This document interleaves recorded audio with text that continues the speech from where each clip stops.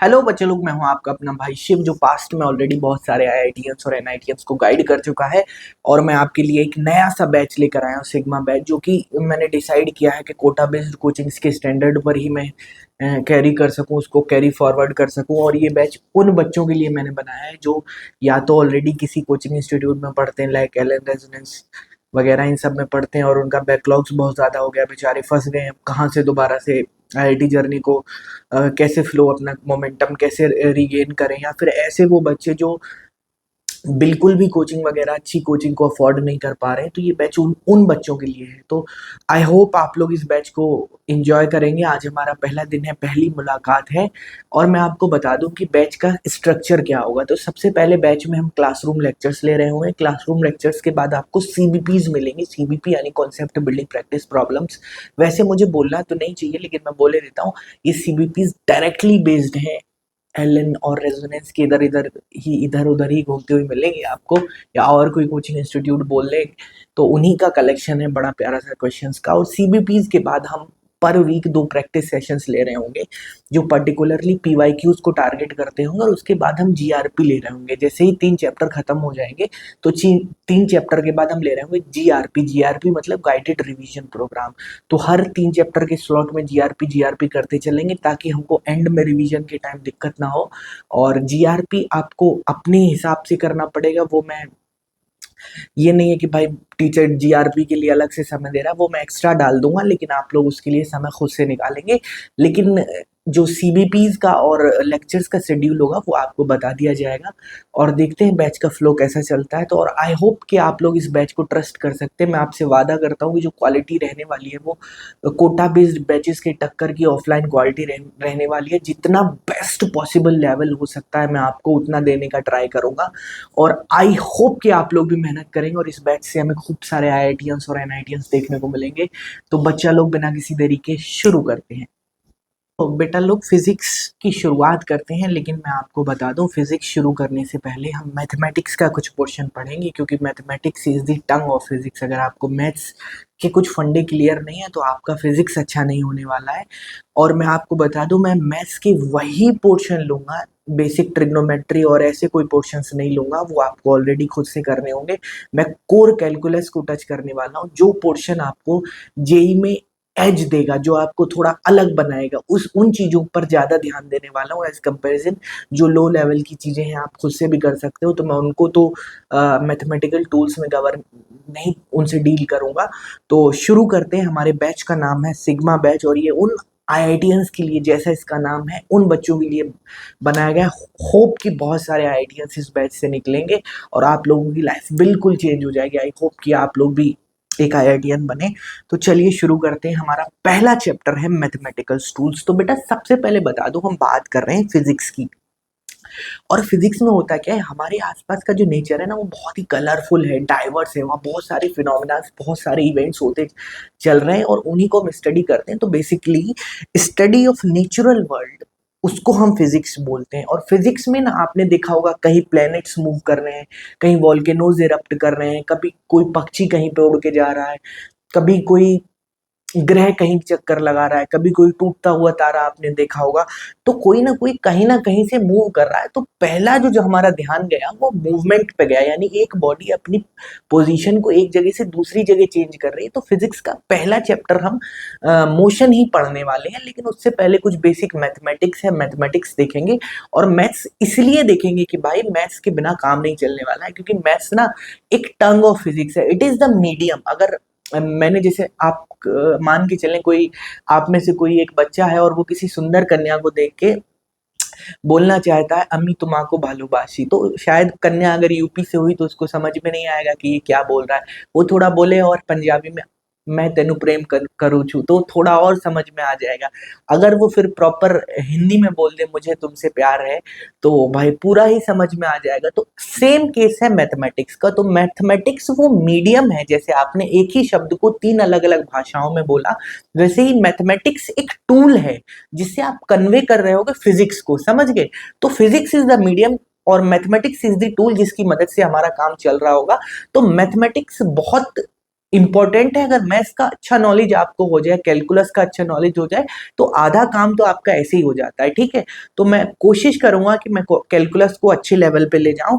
I hope आप लोगों को भी पसंद आएगा।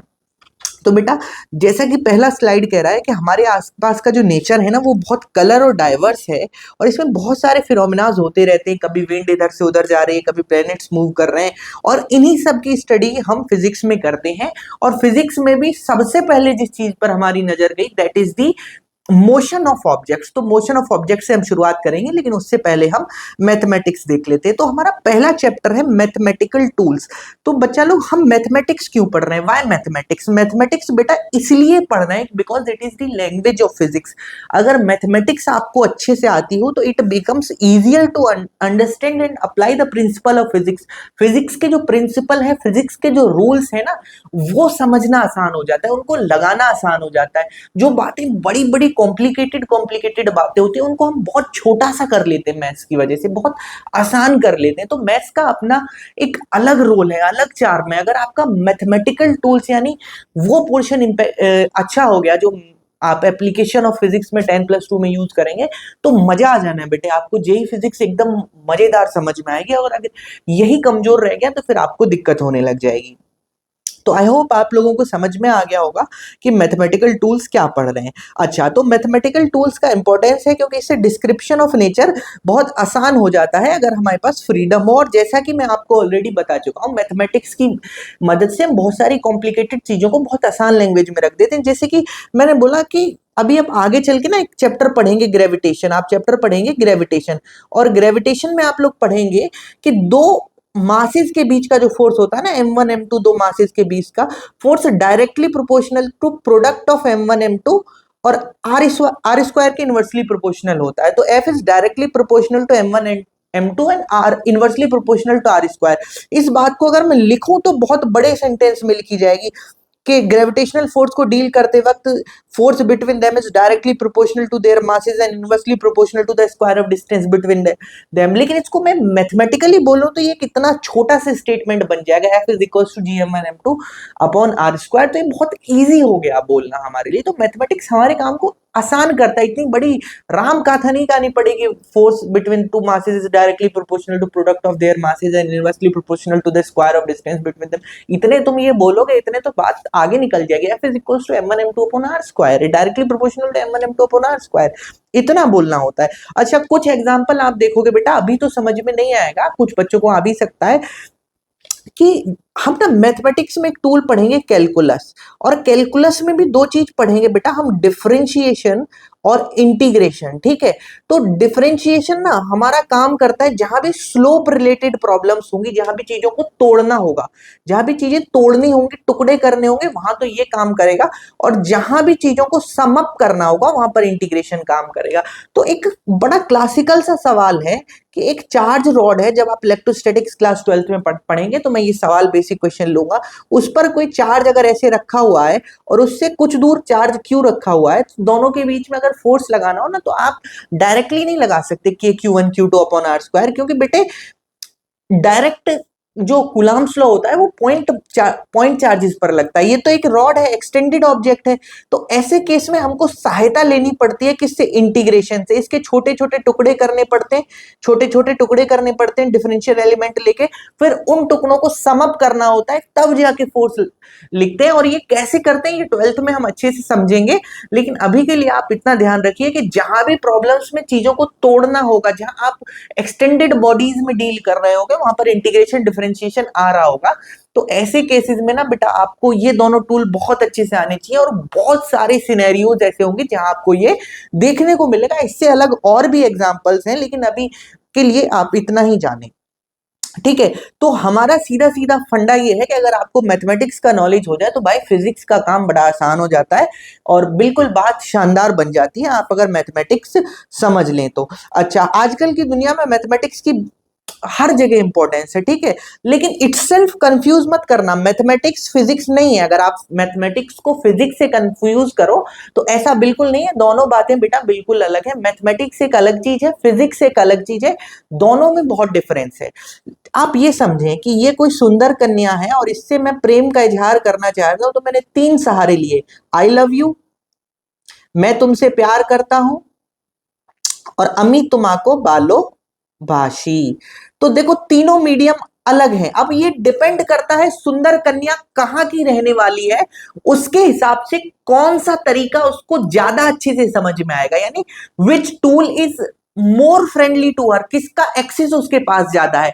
ऐसे ही जहां डिफरेंशिएशन का जरूरत होगा, जहां सवाल डिफरेंशिएशन को पसंद कर रहा होगा, वहां आप इंटीग्रेशन नहीं लगाएंगे। तो चॉइस ऑफ टूल भी आपको आना चाहिए। तो एक मीडियम की तरह है, लेकिन जो कोर फीलिंग है वो फिजिक्स है। तो मैथमेटिकल टूल्स तो बस एक सहारा है चीजों को समझने का। तो नेचर को समझने का जो हमारा काम करता है वो गोल ऑफ फिजिक्स है, और उसमें जिससे हम मदद मिलती है वो मैथमेटिक्स है। ठीक है, तो आपको बहुत अच्छे से रिलेशनशिप क्लियर होना चाहिए कि मैथमेटिक्स और फिजिक्स में क्या रिलेशनशिप है। मैथमेटिक्स को एज अ टूल ही देखना है, बिल्कुल फिजिक्स मत समझ लेना, ये गलती मत करना।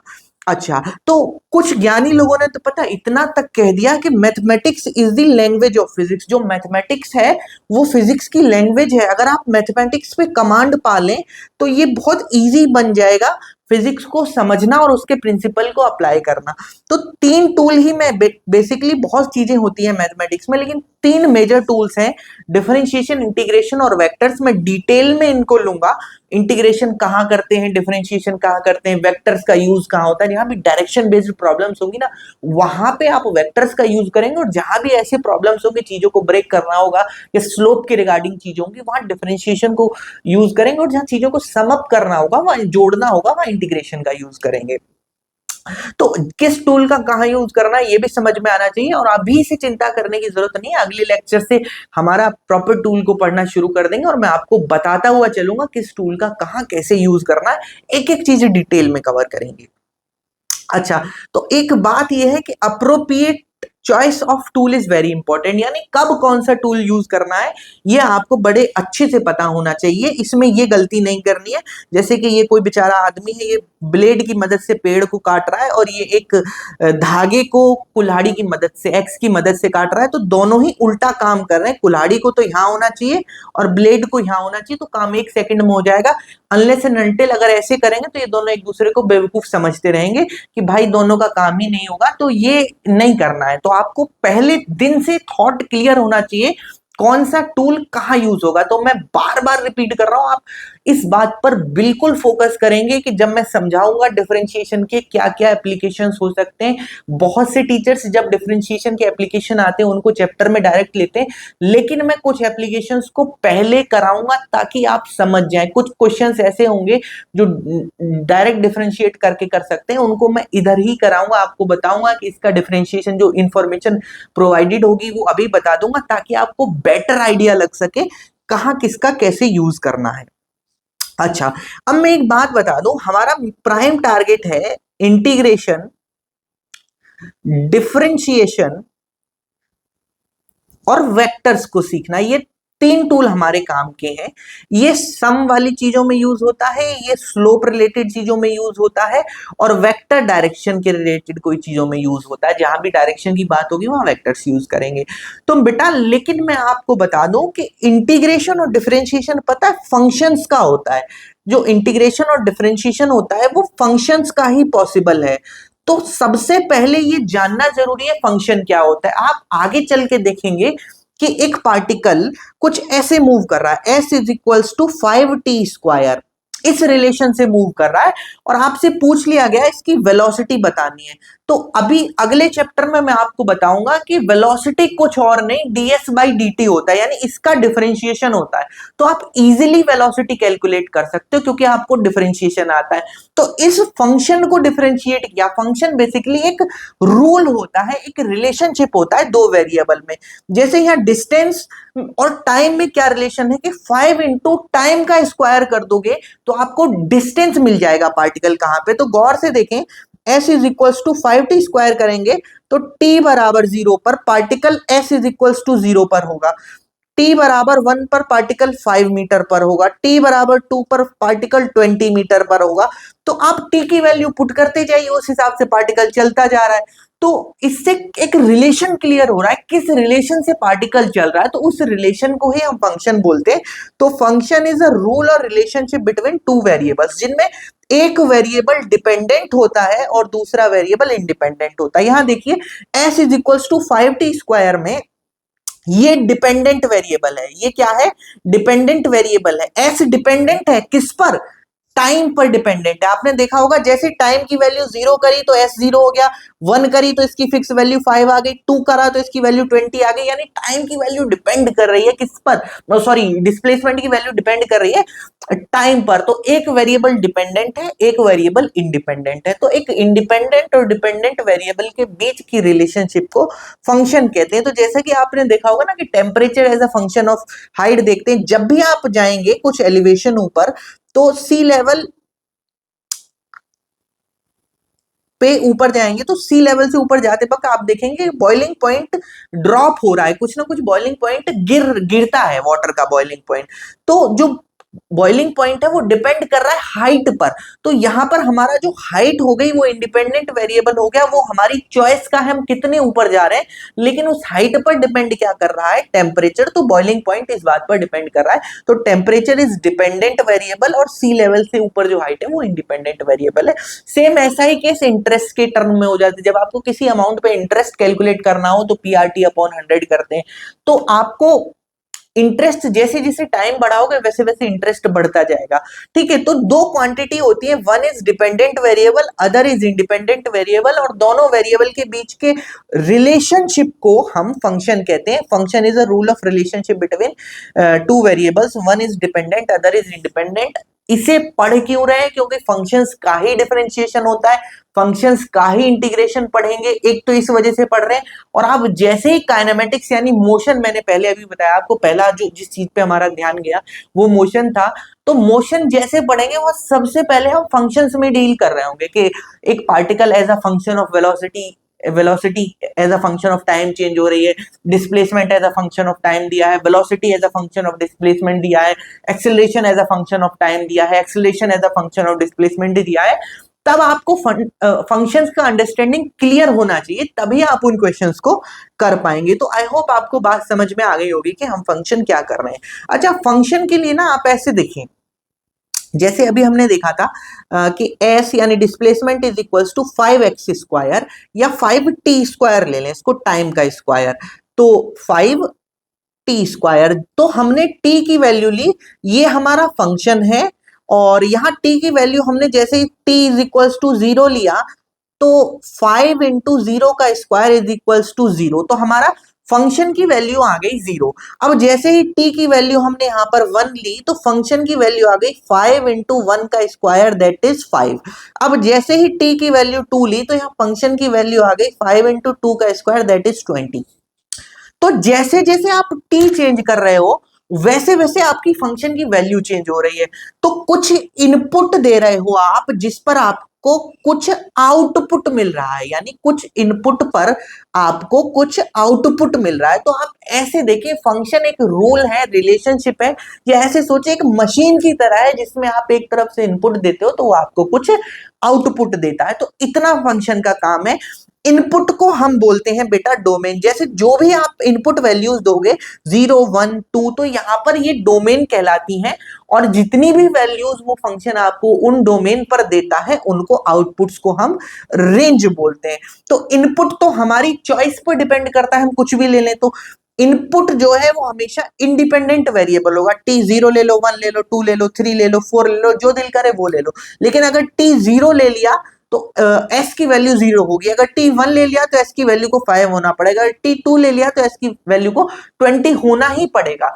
तो ये डिपेंड करता है कि आपने इनपुट क्या ले लिया, आपने डोमेन क्या ले लिया। तो डोमेन आप इंडिपेंडेंट ले सकते हैं जबकि रेंज आपका डिपेंड करेगा डोमेन पर। ठीक है, तो think of function as a machine that produces output in its range wherever we feed an input. तो जब भी उसको कोई इनपुट दोगे तो वो आपको कोई ना कोई आउटपुट देगा। इतनी बात आपको क्लियर होनी चाहिए और आगे फंक्शंस ही डिफरेंशिएट होंगे। ये आपको प्रॉपर मैथ में पढ़ाया जाएगा कौन सा फंक्शन कब कहाँ डिफरेंशिएट होता है, कब डिफरेंशिएबल होते हैं, कब डिफरेंशिएबल नहीं होते हैं, लेकिन कुछ बेसिक फंक्शंस और उनको कैसे डिफरेंशिएट करते हैं ये सब मैं आपको पढ़ाऊंगा, और कुछ मैक्सिमा मिनिमा के प्रिंसिपल पढ़ाऊंगा। तो बेसिकली मैथ्स का कुछ पोर्शन तो मैं अच्छे लेवल पर टच करूंगा। अच्छा, जैसे कि आप इसको एक तरीके से माने, बेसिकली मैं बताऊं ना, फंक्शंस कुछ और नहीं होते। जैसे आपने एरिया पढ़ा होगा, तो एरिया ऑफ सर्कल का formula, area of a circle का formula, area of a circle pi r square होता है। तो यहां पर एरिया जो है that is function of r, इसको लिखने का तरीका है area is function of r. Area depend कर रहा है रेडियस पर, जितना बड़ा सर्कल उतना बड़ा उसका एरिया हो जाएगा, तो पाई आर स्क्वायर। तो जब भी आप एक एग्जांपल ले रहे हैं, when we study circles we usually call the area and radius. यहां पर एरिया रेडियस पर डिपेंड कर रहा है, तो एरिया को बोलते हैं A as a function of r. तो A as a function of r इसको बोलते हैं। तो equation A is equals to pi r square, ये वो रूल है या ये वो फंक्शन है जो ये बताता है कि आपका एरिया फंक्शन पर डिपेंड कैसे करता है।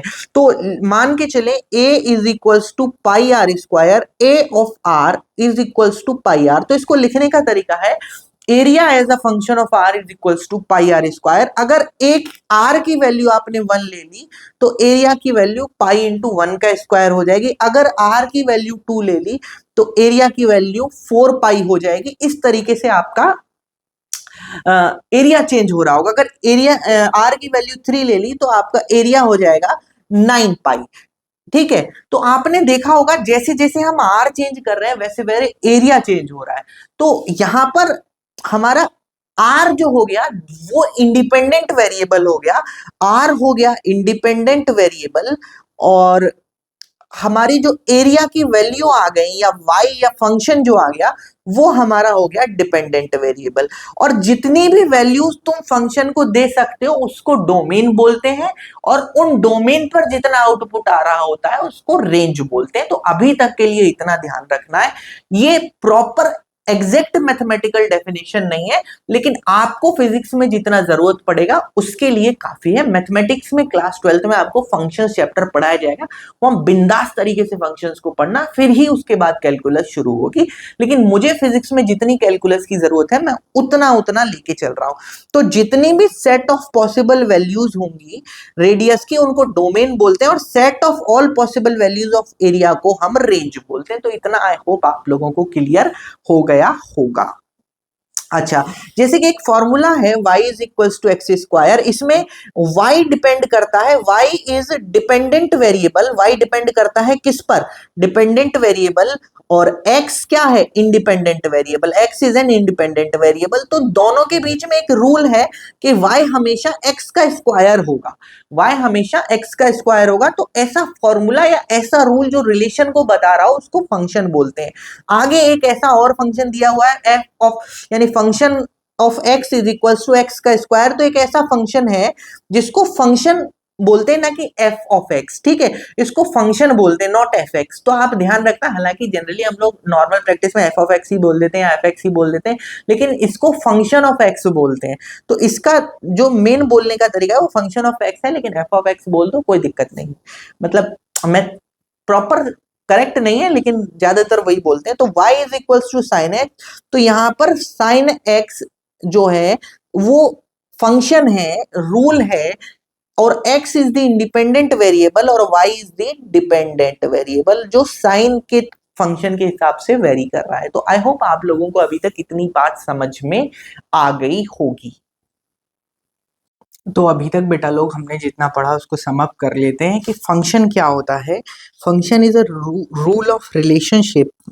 Function is a rule of relationship between two variables, जिसमें एक डिपेंडेंट होता है और एक इंडिपेंडेंट होता है। जैसे y is equals to function of x, x cube दिया हुआ है, तो यहाँ पर जो हमारा x क्यूब पर डिपेंड कर रहा है, x पर डिपेंड कर रहा है y, यानी फंक्शन डिपेंड कर रहा है, यानी कि हमारा आउटपुट डिपेंड कर रहा है इनपुट पर। तो हम इसको रीड करते हैं, we read it as a function of x, y is a function of x। इसको रीड करने का तरीका है y is a function of x, not y f of x या एफ एक्स इस तरीके से नहीं रीड करते, फंक्शन ऑफ एक्स करते हैं, लेकिन तुम कैसे भी रीड करना उससे ज्यादा फर्क पड़ता नहीं है। Here y is dependent variable and x is an independent variable। तो हम ऑलरेडी देख चुके हैं कि एक वेरिएबल डिपेंडेंट होता है, हम जिसकी वैल्यू रखते हैं, फंक्शन एक मशीन की तरह, इधर से इनपुट डाला, इधर से आपको आउटपुट दे देगा। तो एक डिपेंडेंट वेरिएबल होता है और इसको think it of a machine that produce an output when we give it an input. तो इसको एक मशीन की तरह देखिए जहां पर आपको एक आउटपुट हमेशा मिलने वाला है, और इनपुट जो होता है वो इंडिपेंडेंट होता है, हमारी चॉइस का होता है, जबकि आउटपुट डिपेंड होता है और ये स्ट्रिक्टली इनपुट पर डिपेंड करता है। तो इतना अभी तक हम लोगों ने देखा था, तो इतना हम देख चुके हैं। तो अब आगे बढ़ते हैं। अच्छा बेटा, अब काम की बात क्या है जो आपको ध्यान रखना चाहिए, आपको आना चाहिए किसी फंक्शन पे वैल्यू निकालना। तो जो अभी तक काम की बात है वो इतनी है कि आपको फंक्शंस पे वैल्यूज निकालना आना चाहिए। और अभी तक for now keep in mind it is the collection of values of input. तो जो इनपुट पे जो वैल्यूज का कलेक्शन होता है उसको डोमेन बोलते हैं और आउटपुट पर रेंज बोलते हैं मैथमेटिकली। हालांकि ये पूरा 100% करेक्ट नहीं है, वो आप मैथमेटिक्स में पढ़ेंगे, लेकिन अभी तक के लिए इतना सही। वहां पे एक टर्म कोडोमेन और आएगा, लेकिन हमारा काम इतना है कि जो इनपुट दोगे उसको डोमेन और जो आउटपुट होगा उसको रेंज बोलेंगे। ज्यादा मैथमेटिकल चक्कर में पढ़ते नहीं है, और आप जो डिटेल है वो क्लास 12th में पढ़ लेंगे, वहां आपको प्रॉपर समझ में आ जाएगा। लेकिन काम की बात क्या है कि हमको आना चाहिए, we must learn how to calculate the values of a function at a particular variable. एक पर्टिकुलर वेरिएबल पे फंक्शन की वैल्यू कैलकुलेट करना आना चाहिए, ये काम की बात है। तो अगला एग्जांपल जो हमारा आ रहा है वो इसी चीज पर आ रहा है। तो एक फंक्शन है is given as y as a function of x। इसको रीड करने का तरीका है y as a function of x। तो y को फंक्शन दिया है x का, where a function of x is equal to x square. तो रिलेशन है एक्स स्क्वायर। तो calculate the value of function at x बराबर 0 1 2 3 f of 1 f of 2 f of 3 पे, इन सब पे वैल्यू निकालनी है। तो आप क्या करें, हमारा जो फंक्शन है, जो मशीन है, उसको आप ट्रीट करें। वो हमारा दे रखा है, फंक्शन दे रखा है, function of x is equal to x square. तो हमारी जो मशीन दे रखी है वो कुछ हमको ऐसी दे रखी है, और उसमें इनपुट क्या दिया गया इसको साफ साफ यहां लिख लेते हैं हम। तो हमारा जो फंक्शन दे रखा है बेटे, फंक्शन दे रखा है वो कुछ हमको ऐसा दे रखा है, function of x is equal to x square, और यही y के बराबर है। तो इनपुट जब x की वैल्यू 1 दोगे, जब इनपुट x की वैल्यू 0 है, तो आउटपुट क्या होगा। तो सीधा सीधा तरीका है, आप x की जगह 0 पुट कर दीजिए। तो f function of x is equal to x square, that is 0 का स्क्वायर। तो आंसर क्या आ जाएगा, 0। Similarly x is equal to 1। आप एक काम करिए, स्क्रीन पॉज करिए, एक बार खुद से अटेम्प्ट करिए कैसे निकालते हैं, फिर अगर नहीं बनता है तो देखिए। अब x बराबर 2 पर पूछा है, तो सीधा सीधा तरीका है कि फंक्शन ऑफ x पूछा है x की वैल्यू 2 का स्क्वायर। तो f of x function of x is equal to 2 का स्क्वायर। तो आंसर मिल जाएगा 4। सिमिलरली x बराबर 3 पर वैल्यू निकालेंगे, तो क्या हो जाएगा, फंक्शन ऑफ x का स्क्वायर है तो 3 का स्क्वायर हो जाएगा। तो फंक्शन ऑफ x की वैल्यू हो जाएगी 3 का स्क्वायर, दैट इज 9। अब इन्होंने पूछा है फंक्शन ऑफ 1, तो फंक्शन f ऑफ 1 पे पूछा है, तो इन्होंने पूछा है f ऑफ 1 पे क्या वैल्यू होगी। f ऑफ 1 पे हम देख चुके हैं कि वैल्यू हमको जो मिल रही है f ऑफ 1 पे, तो बेटा हमने निकाला है, तो f ऑफ 1 का भी निकाल लेते हैं। x इज इक्वल्स टू 1 पे, तो 1 का स्क्वायर, तो वैल्यू मिल जाएगी function of x is equals to x square, that is 1 का स्क्वायर इज इक्वल्स टू 1। तो इस पे वैल्यू 1 आ गई। तो f ऑफ 1 पर वैल्यू क्या आ रही है, तो आप function of x is equals to x square में इसमें पुट करें f ऑफ 1। इसका मतलब ये होता है, तो क्लियर आप समझ लें कि f ऑफ 1 का मतलब है फंक्शन में x की जगह f ऑफ 1 रखा है और f ऑफ 1 की वैल्यू 1 है, तो इसका भी आंसर x का स्क्वायर दैट इज 1 का स्क्वायर 1 आ जाएगा। अब सिमिलरली इन्होंने पूछा है फंक्शन की वैल्यू पूछी, calculate the value of function eight f of 2, और f ऑफ 2 हम निकाल ही चुके हैं। f ऑफ 2 हमारा क्या है, 4 है, तो फंक्शन में 2 का स्क्वायर कर देंगे, दैट इज एक्स स्क्वायर। तो आंसर आ जाएगा हमारा ये 4 का स्क्वायर दैट इज 16। एक बार ढंग से समझ लीजिए, देखो f ऑफ 2 की वैल्यू जो हमारी निकली थी, f ऑफ 2 की वैल्यू थी हमारी 4, और हम जानते हैं f of 2 that is function of x is equal to x square, तो एक्स की जगह हमने रख रखा है एफ ऑफ 2 दैट इज 4, तो 4 का स्क्वायर आ जाएगा 16। तो इस तरीके से आप निकाल लीजिएगा। सिमिलरली एफ ऑफ 3 में क्या करेंगे, एफ ऑफ 3 की वैल्यू हमको मिल जाएगी 9 का square that is 81। I hope आप लोगों को समझ में आया होगा कि फंक्शन पे वैल्यू कैसे निकालते हैं। तो फंक्शन की वैल्यू पहले पूछिए 0 पे, फिर पूछिए 1 पे, फिर पूछिए 2 पे, फिर पूछिए 3 पे, फिर पूछिए फंक्शन की वैल्यू एट फंक्शन ऑफ 1 पे दैट इज कि 4 पे, फिर 9 पे। तो 4 का स्क्वायर करेंगे, 9 का स्क्वायर करेंगे, ठीक है। आप कंफ्यूज ना करें कि 3 पे पूछिए, ठीक है। तो आप, आई होप आप लोगों को ये समझ में आया होगा। अब बढ़ते हैं अगले क्वेश्चन की तरफ। अच्छा, तो ये बेसिकली क्वेश्चन है ये बताने के लिए कि फंक्शन जो होता है ना बेटे, वो एक रिलेशनशिप होता है। तो एक प्रिंसिपल अमाउंट आपको दे रखा है और उसकी वैल्यू 50,000 रुपीज दे रखी है। राम को दिया गया है eight A interest of 8% per annum, what will be the interest amount in 2 years, try to relate it with the concept of function. बेटा आप एक चीज देखें कि इंटरेस्ट का फॉर्मूला क्या होता है, पी आर टी अपॉन 100। तो आपका जो रेट होता है that is principal into 8 upon 100 into time, जितने टाइम के लिए वो दिया गया हो, ठीक है। अच्छा 8% पर एनम है, तो ये मल्टीप्लाई करके निकालना होता है। तो फंक्शन जो हमारा इंटरेस्ट है एफ ऑफ आई, यानी एफ ऑफ जो इंटरेस्ट है वो हमारा I is equals to f of t, यानी टाइम का फंक्शन है, वो टाइम पर डिपेंड कर रहा है। इन्होंने 2 साल में पूछा है, तो एफ ऑफ 2 पूछा है इन्होंने, एफ ऑफ 2, और इस फंक्शन को दे रखा है पी आर टी अपॉन 100। तो एफ ऑफ 2 पूछ लिया क्योंकि 2 साल में पूछा, तो प्रिंसिपल कितना था 50,000, रेट कितना था 8 अपॉन 100, और कितने समय के लिए दिया गया 2 साल के लिए। टी की वैल्यू हमको दे रखी है टी इज इक्वल टू 2। तो इसको एक फंक्शन की तरह ट्रीट करें, आप एक फॉर्मूले की तरह ट्रीट ना करें, क्योंकि आगे चल के आपको फंक्शंस पे ही वैल्यू निकालनी होगी। तो इसको सॉल्व कर लीजिएगा, आपको आंसर मिल जाएगा। आई होप आप ये सिंपल सा कैलकुलेशन कर पाएंगे। अब आगे बढ़ते हैं अगले क्वेश्चन में। अगला क्वेश्चन कहता है कि volume we of a ball of solid sphere, कोई एक सॉलिड स्फीयर है रेडियस आर का, उसकी जो वॉल्यूम है वो फंक्शन ऑफ आर दे रखी है। देखिए जैसे वॉल्यूम का फॉर्मूला था 4/3 पाई आर क्यूब, तो अब वॉल्यूम को as a function of r दे रखा है। कहने का मतलब है वॉल्यूम आर पर डिपेंड करती है। तो वॉल्यूम ऑफ अ रेडियस 3, ऐसा ये क्वेश्चन ना इंस्टेंटेनियस रफ्तार का आया था, जब उसका एक जेई एडवांस ने मेरे ख्याल से 2019 में पूछा था। बहुत प्यारा सवाल था और बिल्कुल फंक्शन के बेसिक कॉन्सेप्ट पे था। अगर जिसको फंक्शन का बेसिक वैल्यू पुट करना है, ये सब नहीं आता होगा, वो बंदा वो सवाल नहीं कर पाया होगा, थोड़ा उसमें डिफरेंशिएशन का तड़का था। तो देखिए कि वॉल्यूम है V of R is equal to 4/3 pi r cube. तो volume of the ball of radius 3 meter radius का आपको वॉल्यूम बताना है। तो V as a function of R हमको दे रखा है 4/3 पाई आर क्यूब। तो R की वैल्यू हमको दे रखी है V ऑफ 3, इस पर निकालना है। तो 4/3 पाई 3 का स्क्वायर, क्योंकि R की जगह जो भाई जो वेरिएबल होता है उसी को तो पुट करते हैं। तो 3 का क्यूब 4/3 पाई इंटू 27, तो ये 9 टाइम्स जाएगा, ये हो जाएगा 36 पाई मीटर क्यूब। तो ये हमारा आंसर आ जाएगा। तो आई होप इसको भी आप समझ पाए होगे। फंक्शंस पे वैल्यू कैसे कैलकुलेट कर रहा हूं मैं, आप लोगों को इसका आइडिया लग रहा होगा। अगर कोई बच्चा नहीं समझ पा रहा है तो मेरे को बताएं, उसके लिए मैं सेपरेट वीडियो बना के डाल दूंगा कि भाई, लेकिन कॉन्सेप्ट को मिस मत करना, हार मत मारना, लगे रहना और समझने की कोशिश करना। पहला लेक्चर बहुत इजी है, थोड़ा दूसरा वाला इससे अप होगा, तीसरे लेक्चर से चीजें एकदम एडवांस लेवल पर चली जाएंगी। तो आप लोगों को अपनी साइड से एफर्ट पुट करना होगा, आप लोग इतनी जल्दी हिम्मत ना हारें। अब अगला क्वेश्चन कहता है, फंक्शन पे बेसिक प्रैक्टिस कर लेते हैं ताकि आप लोगों के कॉन्सेप्ट क्लियर हो जाए। एक फंक्शन दे रखा है, suppose that the function F is defined for all real numbers.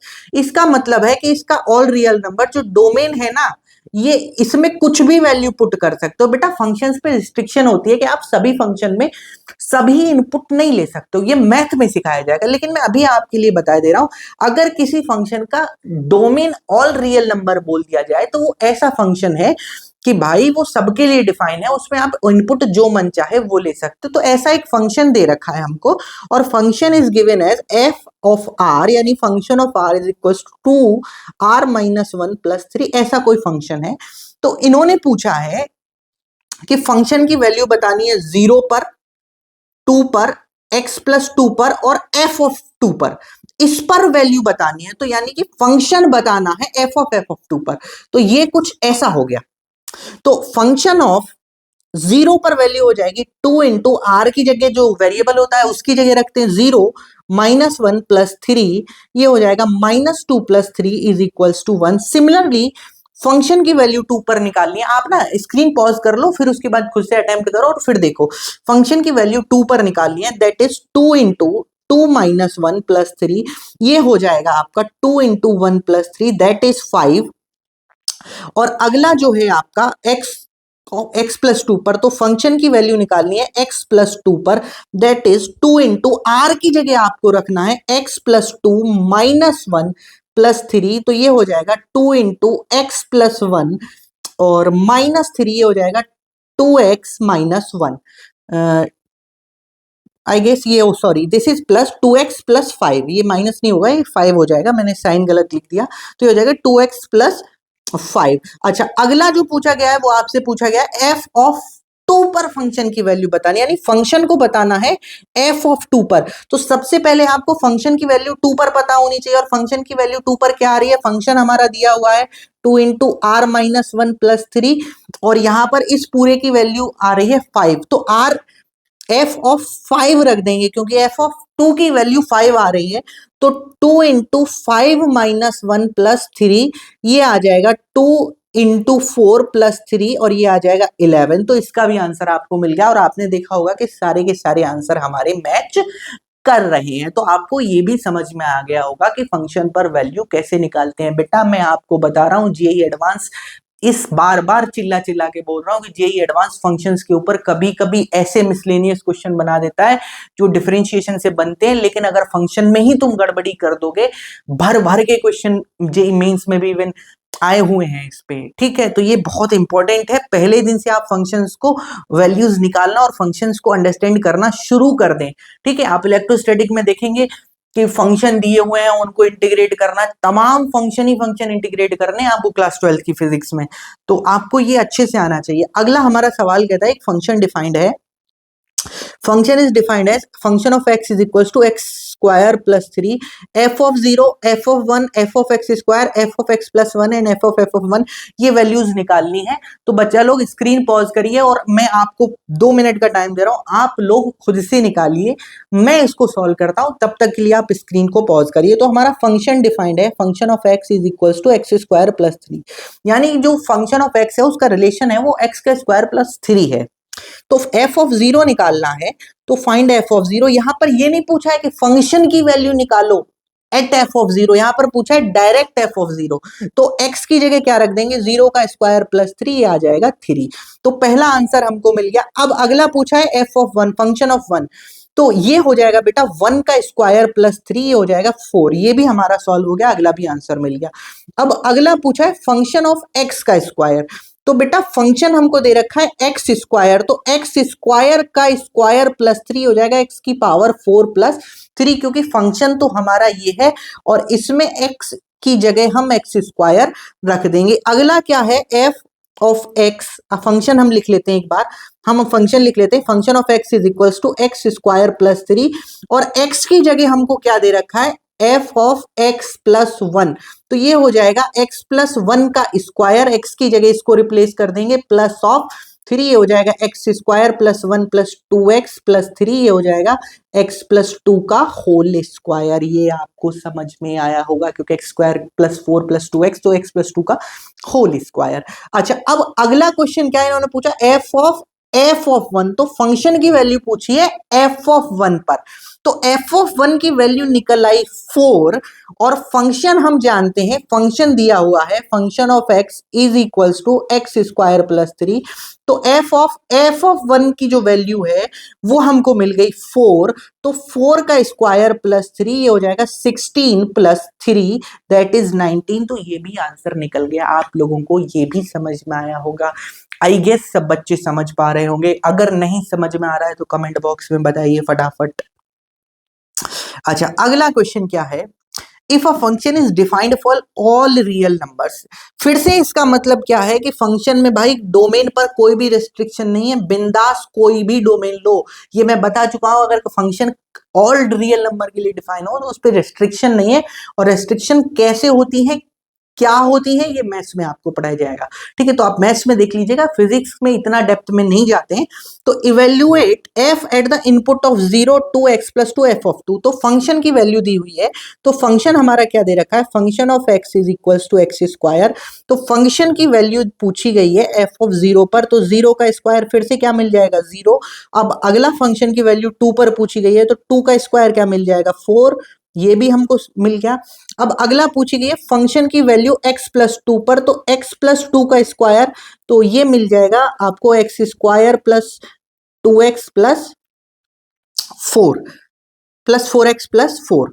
अच्छा, अगला क्या है, आपको f ऑफ 2 पर फंक्शन की वैल्यू पूछी है। फंक्शन की वैल्यू पूछी है, evaluate f at the input f of 2, तो f ऑफ 2 पर पूछा है, तो यहां पर 4 पर पूछा है, यानी f पूछा है एट 4, यानी एक्स स्क्वायर फंक्शन है, तो 4 का स्क्वायर कर दीजिए, दैट इज आंसर हमारा 16 हो जाएगा। आई होप आपको ये भी समझ में आया होगा, ये ऑप्शन सारे आपके मैच कर रहे होंगे, यानी कि आप बेसिक फंक्शंस पे उनकी वैल्यूज निकालना सीख गए हैं। आई होप, मुझे इतनी उम्मीद है।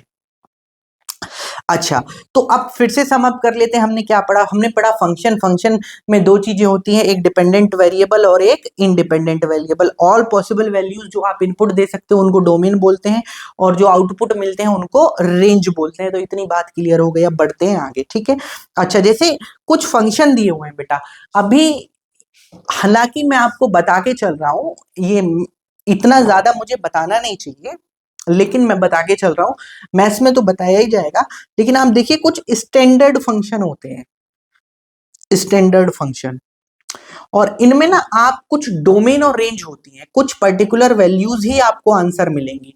तो साइन एक्स कभी भी किसी भी चीज का लोगे तो उसमें डोमेन तो कुछ भी ले सकते हो, डोमेन पे कोई रेस्ट्रिक्शन नहीं है, जो बिंदास डोमेन लेना चाहो वो ले लेना, लेकिन रेंज जो होगी वो साइन एक्स हमेशा -1 से 1 के बीच में लाया करेगा। ये थोड़ा ध्यान रखने वाली बात है। अब ये क्यों होता है, कैसे होता है, इसके डिटेल में नहीं जाएंगे, लेकिन हम इतना चाहते हैं कि आपको ये पता होना चाहिए कि साइन एक्स का डोमेन ऑल रियल नंबर है और उसका रेंज -1 से 1 होता है। अब इसका डिटेलिंग आपको ट्रिग्नोमेट्री में कराया जाएगा। अच्छा, अगला एक फंक्शन होता है y is equals to f x और एक्स स्क्वायर, यानी किसी भी फंक्शन का अगर आप स्क्वायर ले लो तो फिर से इसका नंबर जो होता है, वो जो डोमेन होता है, कोई भी वैल्यू आप इनपुट में ले सकते हो, वो रियल नंबर है, लेकिन इसका जो आंसर है वो हमेशा पॉजिटिव नंबर्स ही होगा, 0 से लेके इंफिनिटी तक। आप देखिए, 0 का स्क्वायर करके देखिए, तो आंसर क्या मिला, 0। तो फंक्शन आपने ले लिया f of x, function of x is equals to x square.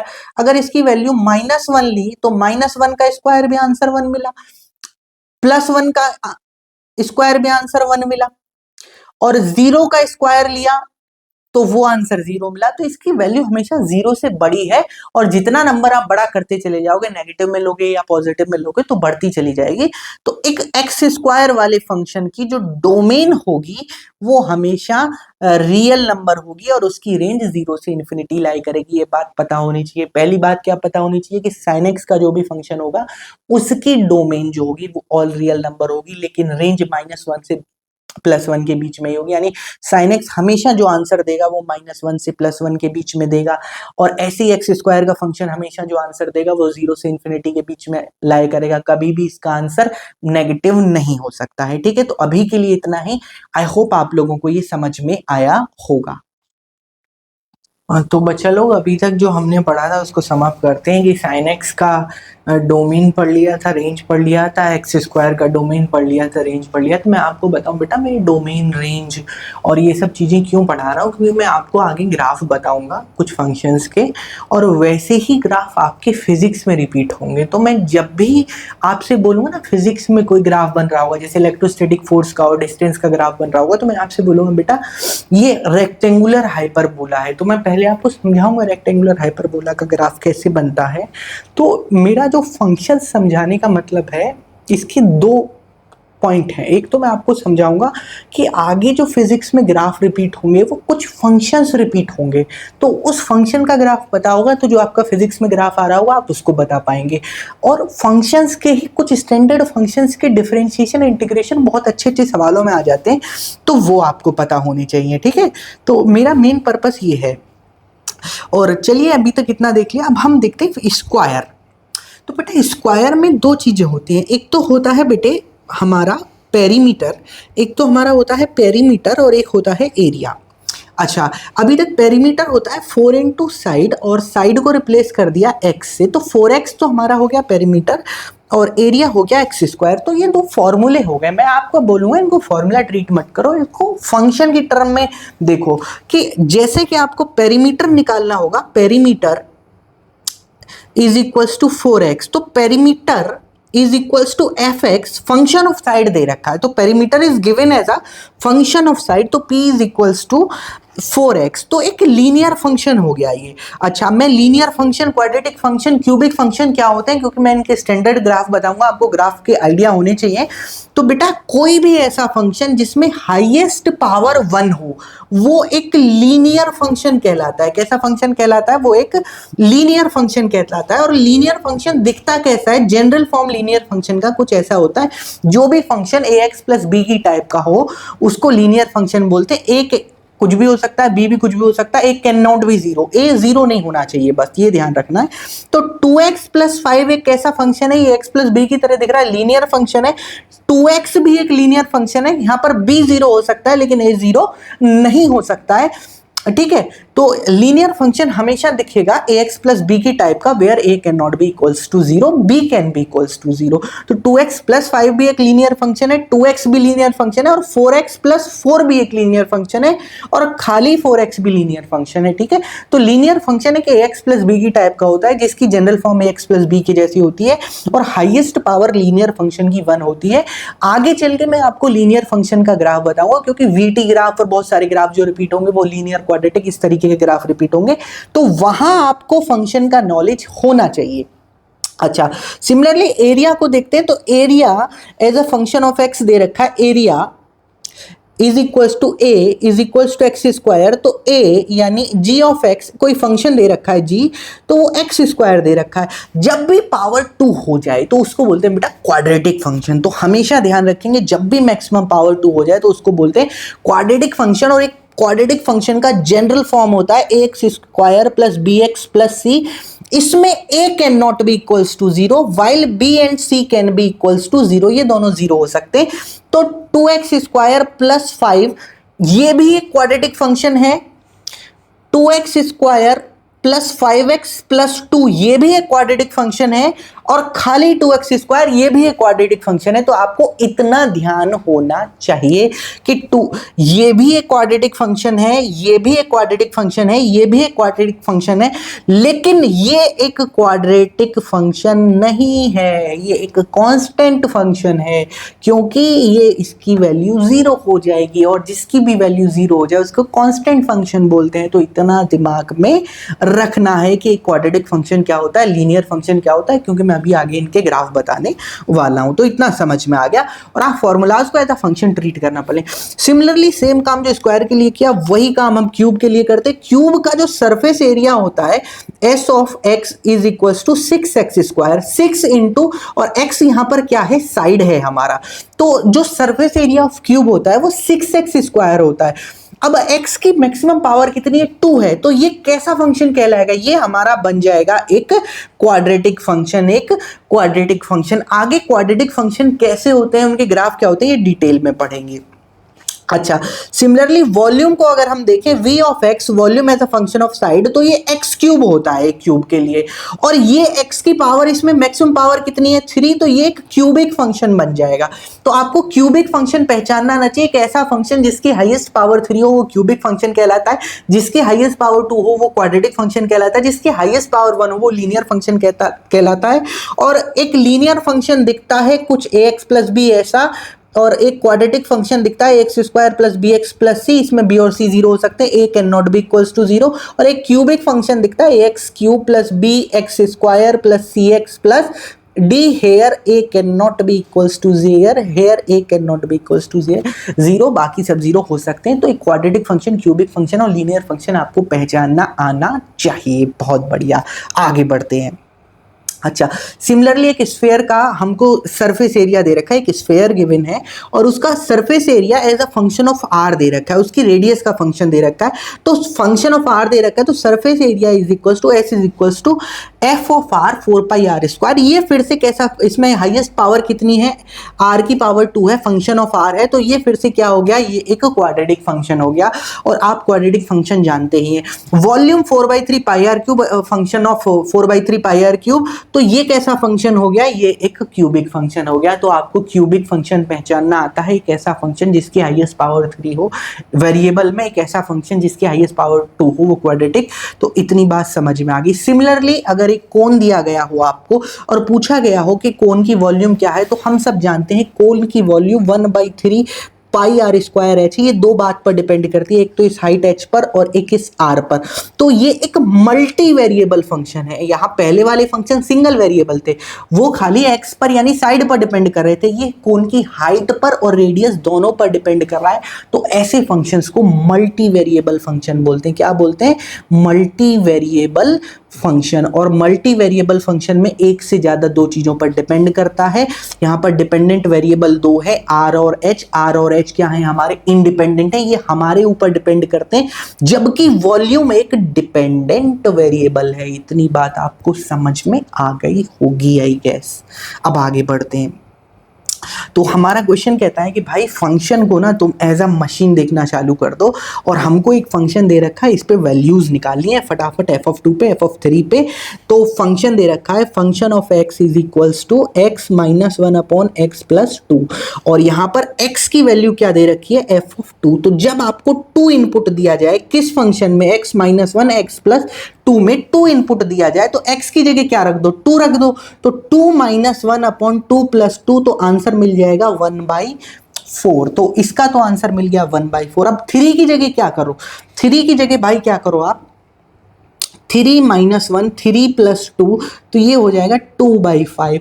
Similarly 4 की जगह क्या करो, अब x की जगह 4 रख दो, 4 माइनस 1/4+2, तो ये मिल जाएगा 3/6, दैट इज 1/2। अब आपसे पूछा है फंक्शन की वैल्यू एट f(2) पर। f(2) पर वैल्यू हमको क्या मिली, f(2) पर मिली 1/4, f(3) पर मिली 2/5, f(4) पर मिली 1/2। तब आप क्या करो, फंक्शन की वैल्यू 1/4 पर निकाल दो। इसका मतलब हो गया फंक्शन की वैल्यू एट 1/4, इसका मतलब हो गया फंक्शन की वैल्यू एट 2/5 और इसका मतलब हो गया फंक्शन की वैल्यू एट 1/2। ये सिंपल कैलकुलेशन है, ये आप लोग खुद से निकाल लीजिएगा। आई होप आप लोग इसको आगे कर लेंगे, क्योंकि ऐसा क्वेश्चन हम प्रीवियस ले चुके हैं, तो आपको मैं स्पून फीड नहीं करूंगा, ये इतना कैलकुलेशन आपको आना चाहिए।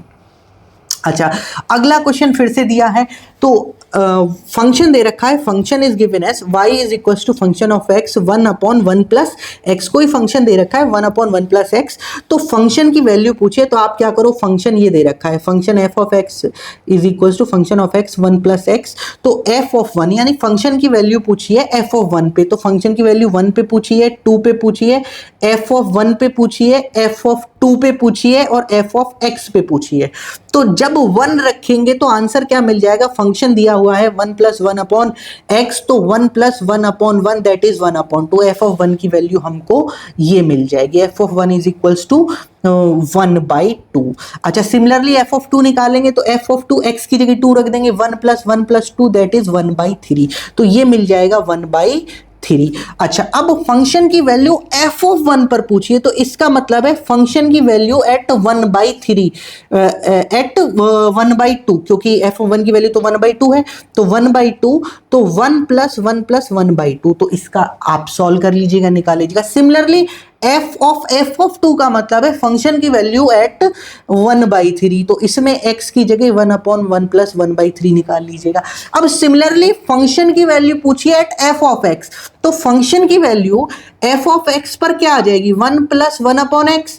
तो फंक्शन की वैल्यू पूछी है 1 + 1/x पर, तो x की जगह आप रख लीजिएगा 1 प्लस, इसको आप रख लीजिएगा 1 + 1 अपॉन 1 प्लस एक्स। तो आप इसको सॉल्व करेंगे तो आंसर आपको मिल जाएगा। एक बार मैं फिर से बता देता हूं, आप इसको देखिए, एफ ऑफ एक्स का मतलब है फंक्शन की value at 1 upon 1 plus x पर। तो यहां पर x की जगह क्या रखेंगे, x की जगह हम रखेंगे 1 प्लस 1 अपॉन एक्स, तो तब जाके आपको आंसर मिलेगा। इस सिंपल कैलकुलेशन को आप सॉल्व कर लीजिएगा, आपको आंसर मिल जाएगा। आई होप आप लोगों को ये समझ में आया होगा। आज के लेक्चर में इतना ही है बेटा। आज का लेक्चर थोड़ा मैंने लाइट रखा है क्योंकि शुरुआत में एकदम से मैं आपके ऊपर चीजें बम्बार्ड नहीं करना चाहता हूं, लेकिन आप बिल्कुल निश्चिंत रहें, लेक्चर 3 से चीजें एकदम एडवांस और डेप्थ पे चलती चली जाएंगी और 8-10 लेक्चर के बाद चीजें बिल्कुल अलग डायमेंशन में चली जाएंगी। और हाँ, मैं आप लोगों से रिक्वेस्ट करता हूं कि जिन भी बच्चे ये इस कोर्स को देख रहे हैं तो वो HC वर्मा खरीद लें, क्योंकि मैं HC वर्मा से रेगुलर होमवर्क दूंगा। ठीक है, जो भी अच्छे क्वेश्चंस होंगे वो आपको होमवर्क में मिलेंगे। और एक IE इरोडोव की बुक खरीद लें, इरोडोव से भी आपको होमवर्क मिलेगा। और बाकी जो मैं शीट प्रोवाइड करूंगा आपको, वो तो करनी ही करनी होगी, CBPs आपको करनी ही करनी होंगी। और साथ में जहां मुझे लगेगा कि वर्कबुक्स की ज़रूरत है, DPPs की ज़रूरत है, कोई ज़्यादा वैरायटी के क्वेश्चन कोई चैप्टर डिमांड करता है, या बहुत ज़्यादा टेस्ट सीरीज़ को सॉल्व करने के लिए आपको वाइड वैरायटी ऑफ क्वेश्चंस करने चाहिए, तो मैं कुछ अच्छे क्वेश्चन टेस्ट सीरीज़ के भी प्रैक्टिस सेशन वगैरह में, वर्कबुक वगैरह में बीच बीच में देता रहूँगा। आप उस चीज़ से निश्चिंत रहिए। लेकिन IE इरोडोव और HC वर्मा खरीदना ना भूलें, क्योंकि ये दोनों बहुत हेल्पफुल बुक हैं अगर आप अच्छा रैंक स्कोर करना चाहते हैं। तो HC वर्मा तो एक बाइबल की तरह है। अगर आप HC वर्मा नहीं करोगे ना तो आपको लगेगा कि ज़्यादा नुकसान नहीं है, लेकिन नुकसान है भाई। उसका एक अलग मजा है, वो सिंपल है लेकिन वो क्लासिक है, उसका मजा है भाई। वो HCV करना इज अपने आप में फिजिक्स की अंडरस्टैंडिंग डेवलप करना। तो आप HCV का डायरेक्ट लिंक फिजिक्स से माने as comparison to IIT advance. IIT advance में हो सकता है डायरेक्ट वैसी चीजें ना पूछी जाए, लेकिन फिजिक्स का तो भाई लिंक है। और इरोडोव तो आप लोग जानते हैं क्लासिकल एवरग्रीन है। तो बच्चे लोग, आई होप आपको ये लेक्चर पसंद आया होगा। अगले लेक्चर्स में मैं आपको थोड़ा बता देता हूँ, अगले वाले लेक्चर में क्या देखेंगे हम, कुछ स्टैंडर्ड फंक्शन देखेंगे, उनके ग्राफ बनाना देखेंगे, ग्राफ कैसे बनते हैं, और उन्हीं ग्राफ को कहाँ रिपीट होंगे किस किस चैप्टर में, मैं थोड़ा थोड़ा आइडिया देते हुए चलूंगा। फिर उसके बाद कैलकुलस पे आएंगे और फिर वहां से डिफरेंशिएशन शुरू करेंगे। डिफरेंशिएशन के बाद 2-3 लेक्चर में जितने भी अलग अलग चैप्टर्स में डिफरेंशिएशन के सवाल बनते हैं वो स्टैंडर्ड फंक्शन बनते हैं। कुछ बच्चों ने बोला था कि कैलकुलस को अच्छे लेवल पे करा दीजिएगा, तो जितने भी ऊटपटांग सवाल आपसे पूछेंगे ना अन्य चैप्टर में, तो उस डिफरेंशिएशन के कॉन्सेप्ट को उठा के मैं सवाल बना दूंगा। और जितने इंटीग्रेशन के सवाल जो आगे कुछ फंक्शंस को इंटीग्रेट करने के तरीके वो भी मैं कवर कर लूंगा। आई होप आपको आज का लेक्चर पसंद आया होगा। ज्यादा कुछ तो था नहीं, फंक्शंस के बारे में था। आगे के लेक्चर्स और मजेदार होने वाले हैं। स्टे ट्यून्ड, मेहनत करते रहिए, अच्छे से पढ़ते रहिए। आप लोगों को बहुत सारा प्यार।